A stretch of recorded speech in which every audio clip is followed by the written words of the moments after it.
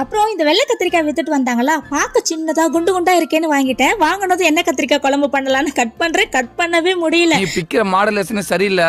இந்தா கத்தி எடுத்துக்க. நானும் ஒண்ணுத்துக்கு 3-4 கத்தி யூஸ் பண்ணி பார்த்துட்டு எதுக்குமே அடங்குற மாதிரி இல்ல. இது இப்படிதான் இருக்குமா இல்ல எனக்கு மட்டும் அப்படி நடந்ததானே தெரியல.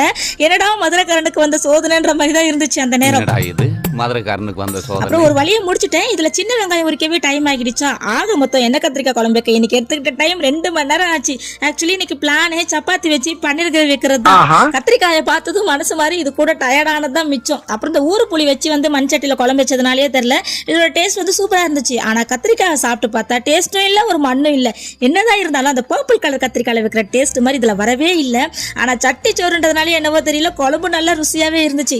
அப்புறம் தான் தெரியும் வாங்கின எல்லாருக்கும் இதே தான் சொன்னாங்க, கத்திரிக்காவே நல்லா இல்லைன்னு.